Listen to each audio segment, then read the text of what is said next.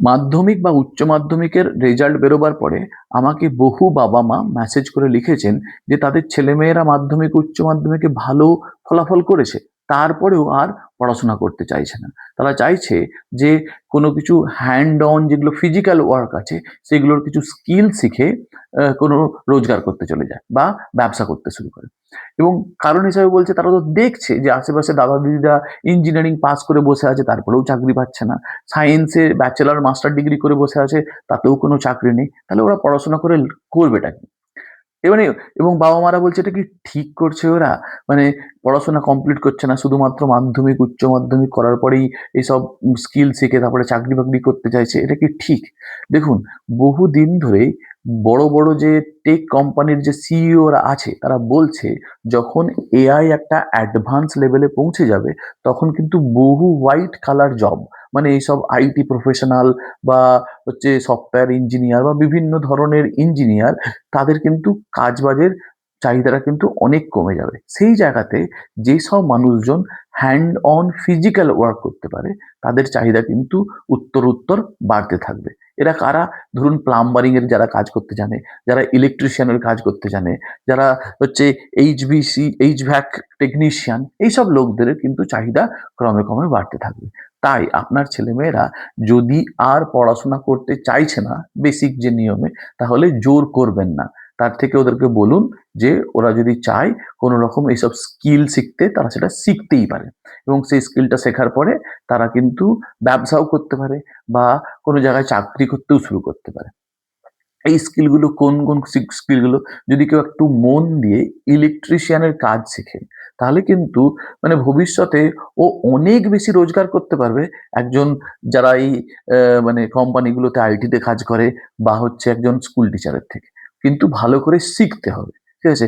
এরপরে কেউ যদি প্লাম্বারিং এর কাজ শেখে, কেউ যদি এইচভ্যাক টেকনিশিয়ানের কাজ শেখে, কেউ ওয়েল্ডারের কাজ শিখলো, কেউ হচ্ছে কনস্ট্রাকশন ম্যানেজারের কাজ শিখলো, কেউ সোলার প্যানেল বা ইভি ইনস্টলারের কাজ শিখলো, কেউ হচ্ছে ইন্ডাস্ট্রিয়াল মেনটেনেন্স টেকনিশিয়ানের কাজ শিখলো।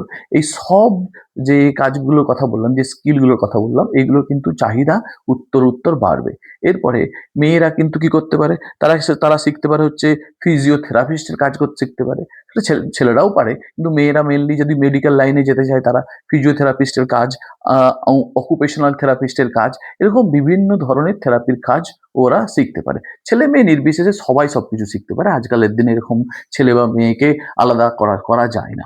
ঠিক আছে? এবার এই স্কিলগুলো যদি কেউ শেখে তাহলে কিন্তু তার মানে ভবিষ্যতে চাকরির কোনো প্রবলেম হবে না। তার পরিবর্তে যদি আপনারা আপনাদের ছেলেমেয়েদেরকে জোর করে এইচএস পড়ান, তারপরে বলেন যে না কলেজে ব্যাচেলর ডিগ্রি কমপ্লিট কর, সে ভুলভাল আর্টসের কোনো একটা সাবজেক্টে পড় বা কোনো কিছু একটাতে পড়াশোনা কর। তাহলে কি হবে? ওরা এই যে ৩-৪ বছর ধরে না সময় নষ্ট করবে।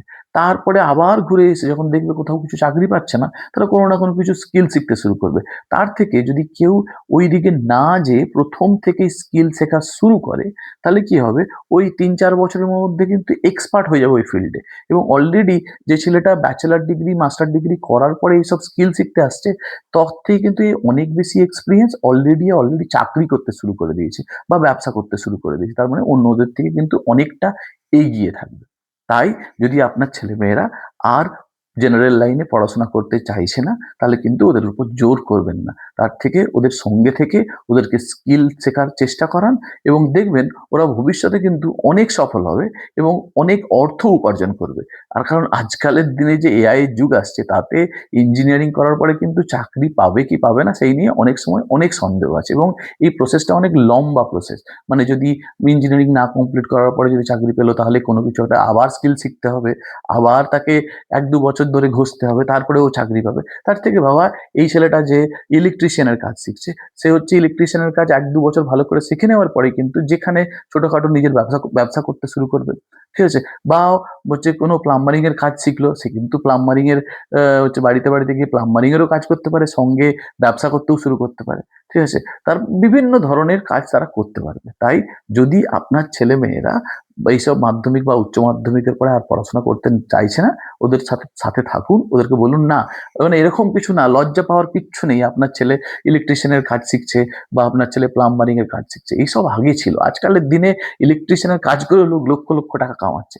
তাই ছেলে মেয়েগুলোর সঙ্গে থাকুন আর ওদেরকে স্কিল শেখান, দেখবেন ওরা ভালো মানুষও হবে, ভালো রোজগারও করবে এবং জীবনে সফল হতে পারবে। সবাই ভালো থাকবেন। ধন্যবাদ।